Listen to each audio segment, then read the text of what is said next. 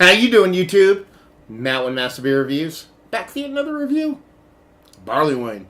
A little bit of that barley wine life today on today's Massive Beer Review with Great Lakes Brewing's Barrel Age Series Barley Wine. Yeah, Great Lakes, it's been a while since I've actually done a bunch of their beers, but I was lucky enough to actually get a quintuplet. Is that quintuplet? Is that four? Quad? I don't know. Anyway, we got four the Great Lakes Barrel Age Series beers to cover. This is the third one I believe I'm covering. I did their smoked porter, I did a triple, and now we're doing the barley wine. So, yeah. Thank you very much, Great Lakes. Local rep dropped these on me, so thank you, Brad. Thank you, Great Lakes. Let's dive into this sucker. See what she's got. Little fancy tag here. That went over there, so I'm not going to read it now because it shut off the camera like 19 miles per hour. I was going to say like faster, but that's probably about the, MPH words. Anyway, Great Lakes Brewing Company, Barrel Aged Barley Wine. A barley wine aged in bourbon barrels, 2017. On the back here, we have aged 12 months in bourbon barrels. Our caramel-colored barley wine matures into a bold, lively brew with a smooth, velvety taste and a mellow, hot nose. It gives a wait till next year a whole new meaning. So, how long can you wait for the taste? End of sentence. Not much else there. I love it. I love screen printing on bottles. What can I say? I'm a fan. I mean green on white. That kind of sucks. But the fact that there's screen printing, I'm a fan. But you know what? I'm going to say it right now. There's bits and pieces floating around there. You can kind of see through it. It looks kind of clear. I like my barley wines to be super murky.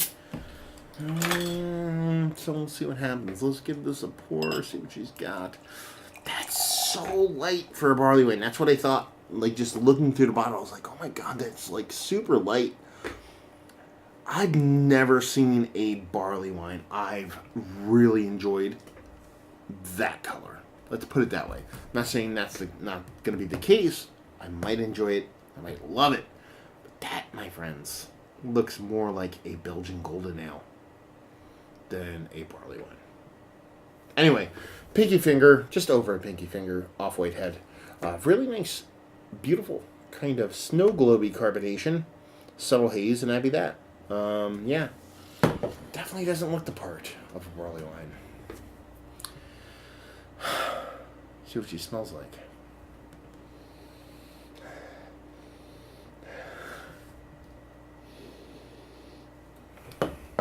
A little kind of funky in there. A little bourbon, subtle candied bourbon, a little bit of woodiness. And now like a little bit of kind of just a generic funk. Those are, bourbon, barrel, sure. Funk, barley wine, not quite sure. That's it. Honestly, there's no ABV in the bottle, but barley wine, if this is not 10 or double digits ABV plus, then it's probably not a barley wine. So I'm assuming it's like double digits plus. It's really not giving me much of a nose, if anything. Pleasant, but nothing really of character. Let's put it that way. Cheers.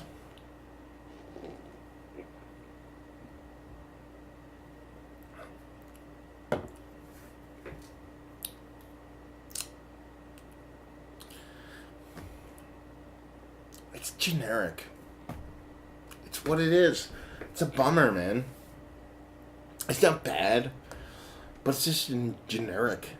What you don't want barley wines to be. Barley wines are supposed to be vibrant. They're supposed to be over the top. They're supposed to be in your face. I'm all for rounded beers. And there's robustness in here. And it's not super weak, but there's really not much there. As far as the calling card, barley wine. First off, strip it down. Barley. That's what you make. You make beer from barley. Wine. Why is the wine there? Because it's being produced to the point where it's actually creating a ABV or whatever you want to call it, ABVs. The ABVs, all the ABVs. to get it to a alcohol level on the kin of wine. When I was getting into beer, the old adage was anything over, I think it was 11 or 12% was a barley wine, just generic denotation. And that was the case for a long time. And there's, changes to that nowadays, obviously. Stouts and Belgian style ale, stuff like that. They're all barley wine. So you're talking about, you want a barley kind of presence. You want a malt presence. You want a big, huge, malty kind of presence. Whether it's backed with barrels, whether it's backed with crazy yeastiness, whether it's backed with super hops if you're going American on it. I don't know. But this just lacks that kind of malty kind of backbone that would kind of drive this to the point where you're like, okay, I'm drinking a fucking barley wine. It's too soft. It's super drinkable. It's too soft, too gentle for its own good. And that malt characteristic, while there, is nothing over the top. The bourbon, kind of there in a sweetened form, nothing too boozy, a little, maybe a tinge of heat. Oak, solidly dried, nothing too overt as far as picking this out. And that's the point with this beer. And that seems to be a point with a couple of the Great Lakes barrel-aged beers that I've had, is that there's bourbon in them, but they're kind of generic bourbons. There's an oakiness to them, but the oakiness comes off very kind of generic and kind of one note. The beers themselves, the smoked porter was pretty good. That was the best one of the bunch. It was a very soft, subtle smoked porter. Most people that were into smoked porters would not be enthralled with that beer. They want more smoke. This barley wine, sure, if I was going to classify it, it would be a barley wine, but in the grand scheme of things, is it a barley wine I really want to drink? Not really. It's kind of a bummer because I know the killer beers are there from Great Lakes, but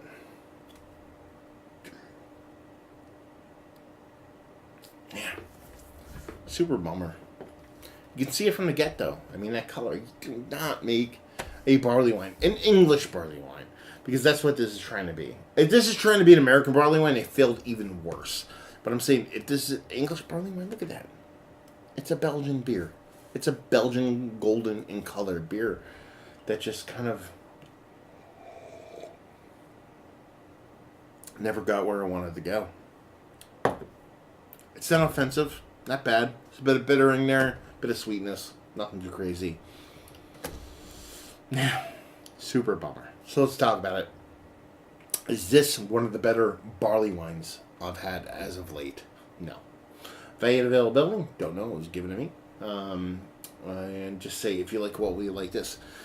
If you like getting rip shit, because honestly, this will get you drunk. I shouldn't be that harsh, because it's not a bad beer. It's just not inspiring. There's nothing about it that it makes you think it's gonna do something fantastic. Age, will it help this beer? Maybe. I could see it turning into something great, but bet man that I am, not quite sure to turn into something crazy. But just wish there was more to it.